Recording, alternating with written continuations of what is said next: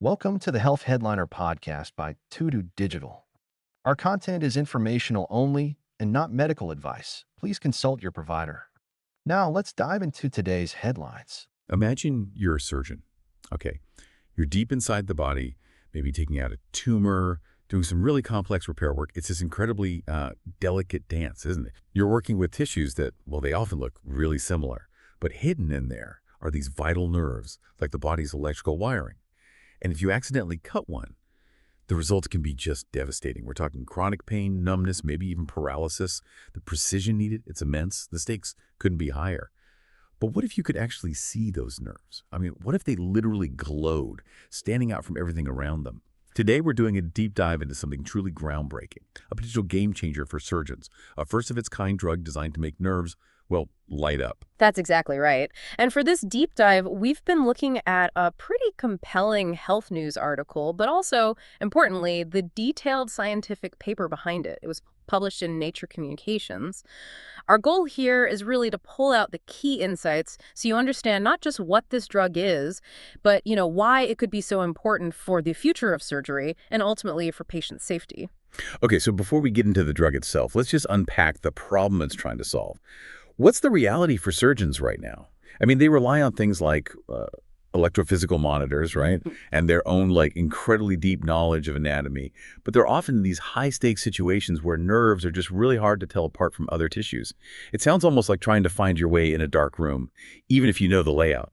It really is a challenge, and it leads to what's called iatrogenic nerve injury. That just means injury caused by the medical treatment itself during surgery. And this isn't a small issue. It's a significant cause of patient morbidity, things like chronic pain, numbness, sometimes paralysis, or even issues like vocal fold paralysis, depending on which nerve gets damaged. And the numbers are quite stark. In head and neck surgeries alone, these kinds of injuries, they can happen in up to, maybe 13% of cases. So preventing this is, frankly, a critical unmet need in surgery. It directly impacts people's quality of life afterwards. Wow, 13%, that's significant. Okay, so here's where the innovation comes in. This biological glow stick, as you called it. What is it called again? And how does it work at the molecular level? Right. It's called Bevonescein. That's Bevonescein. It also has a development name, ALM-488. But basically, it's a synthetic peptide. Think of that as just a short chain of amino acids, and it's attached to a fluorescing molecule. Now, the really interesting part is how it works. When it's given to a patient, it doesn't actually bind to the main nerve parts, the axons or the myelin sheath. Instead, it selectively sticks to the structural stuff around the nerve, the extracellular matrix. It's like highlighting the nerve's casing, if you will. And this is key because it lets surgeons see the whole nerve structure, even if parts of it might be damaged or degenerated. Oh, okay, so it's binding to the structure around it, not the nerve fiber itself. That makes sense. So practically in the operating room, how does this actually play out? How do surgeons use it? Well, the patient gets an intravenous infusion, an IV drip of the drug before surgery, usually about an hour before they start. Then, during the operation, the surgeon uses microscopes that are fitted out with special lights and filters. And through those filters, the nerves they light up. They appear as these distinct kind of yellowish-green, almost worm-like structures.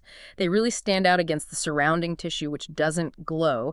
It's essentially giving them a real-time illuminated map right there in the surgical field. That sounds genuinely incredible. So the first big test, the phase 1 trial that was reported in Nature Communications, what did that tell us? Yeah, that phase 1 study was the crucial first step. It was a small study, just 27 patients, all undergoing complex head and neck cancer surgeries, things like neck dissections, parotid gland surgery, thyroid surgery, places where you absolutely have to identify and protect critical cranial nerves. And the number one goal, the primary objective, was safety. Was this drug safe for humans? The findings there were really very positive. Bevonescein was extremely well tolerated. They didn't find any dose-limiting toxicities, meaning no dose was found to be too high due to side effects.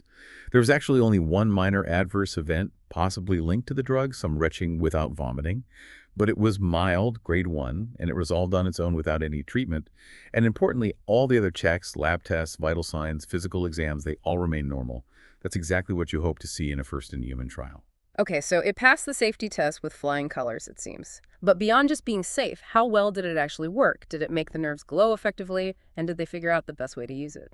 Yes, they looked at efficacy, too, as a secondary objective. They tested different doses from 100 up to 600 milligrams. And the good news was that all the doses tested did result in nerve fluorescence. The nerves lit up at every level. But they found that 500 milligrams seemed to be the optimal dose. That gave the best balance between, signal intensity, how brightly the nerves glowed, and minimizing background fluorescence. You don't want everything else glowing too much. Right. You want the nerves to really pop. Yeah. And they had ways to measure that brightness objectively, didn't they? Comparing the nerve glow to the background. Exactly. They used a specific metric called the signal-to-background ratio. Let me spell that out. SIGNAL hyphen TO-BACKGROUND ratio. It's essentially a number that quantifies how much brighter the fluorescent signal from the nerve is compared to the signal from the surrounding tissue.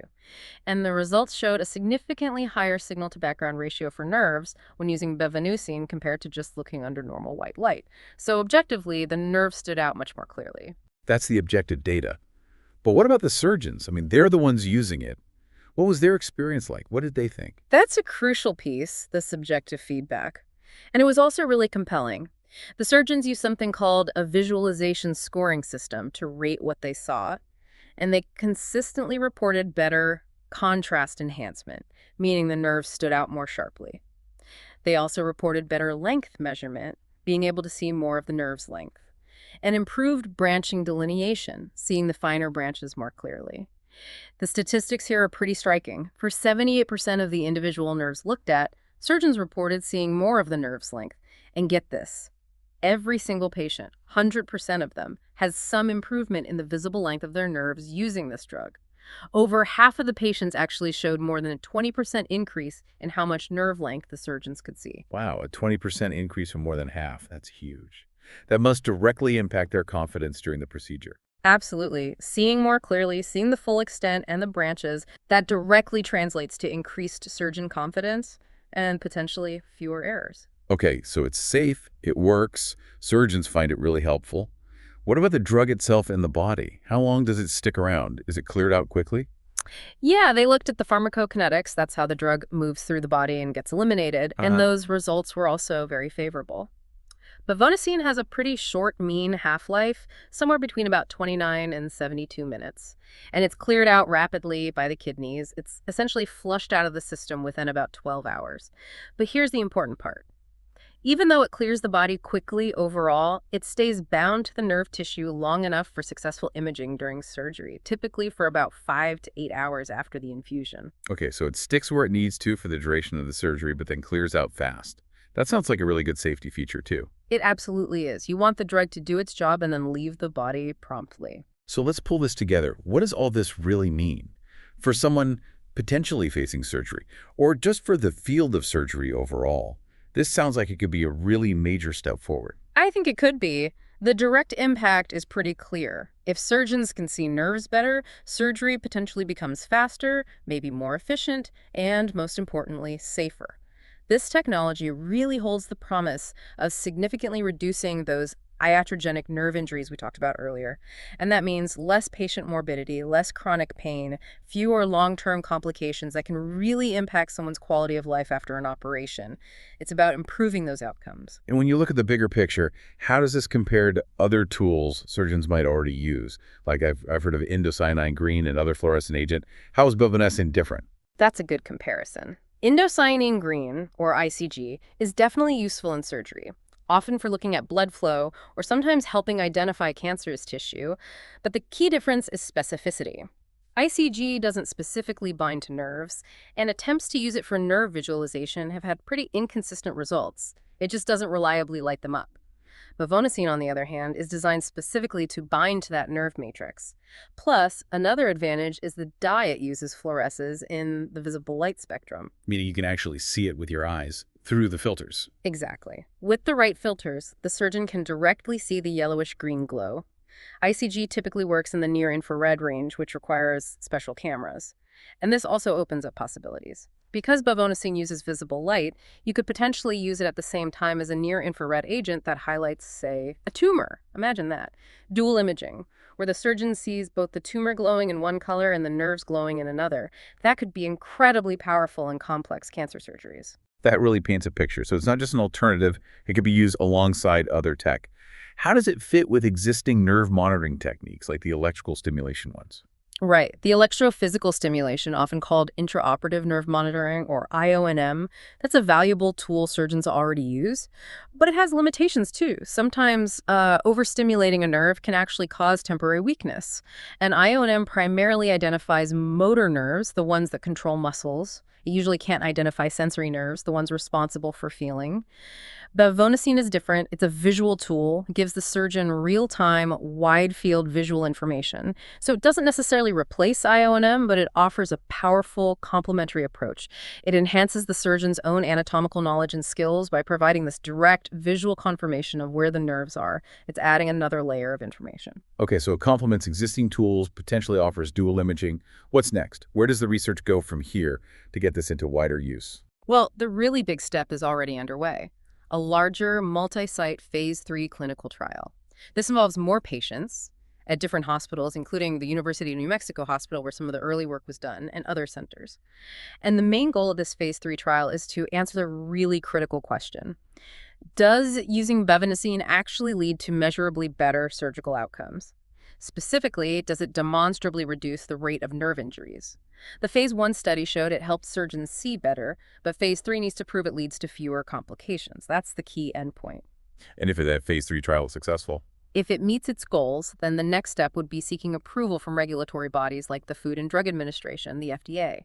FDA approval would then open the door for Bevonescein to be used more widely, potentially in many different types of surgery throughout the body where nerve protection is critical. And there's even research looking into integrating this kind of fluorescence visualization directly into the magnifying glasses surgeons wear on headbands, their loops, making it even easier and more practical to use in the real world. That sounds incredibly promising. But, we should probably also touch on any limitations or hurdles. Even with these positive phase 1 results, what are the challenges? Absolutely. It's important to be balanced. While the improvements in visualization, both objectively with the signal-to-background ratio and subjectively from the surgeons, were statistically significant and very encouraging. Proving that ultimate benefit, a direct reduction in actual nerve injuries, is statistically quite challenging. You need large patient numbers in these phase 3 trials to definitively show that difference. And beyond the hard data, the success and adoption of any new surgical technology like this also hinges on surgeon confidence. They need to trust what they're seeing and feel it genuinely improves their ability to operate safely. That kind of trust builds over time with experience. That makes sense. It reminds me of what you said earlier about other innovations, like the intraoperative nerve monitoring. It wasn't just about the tech itself, but about surgeons feeling more confident using it, right? Exactly. Those technologies took time to become standard practice, partly because they had to prove their value not just in studies, but in the hands of surgeons, building that confidence. Bevonescein could very well follow a similar path. As more surgeons use it, assuming the phase 3 data holds up, that confidence will likely grow, and it could become an indispensable tool. So wrapping up this deep dive, the big takeaway seems to be the potential for just unprecedented clarity in the operating room, seeing what was previously so hard to distinguish. Precisely. And maybe the final thought to leave you with is to consider the profound shift this could represent. If surgeons can reliably see nerves with this kind of clarity, what new possibilities open up? Not just for making existing surgeries safer, but perhaps for pushing the boundaries of surgical precision itself. What complex operations might become feasible? What does this mean for the next generation of surgeons, learning their craft with tools that give them this kind of illuminated map inside the human body? It really could change the landscape of what's possible. Thanks for tuning in to the Health Headliner podcast by To Digital. Like and subscribe for more health news and breakthroughs. Stay healthy and informed. See you next time.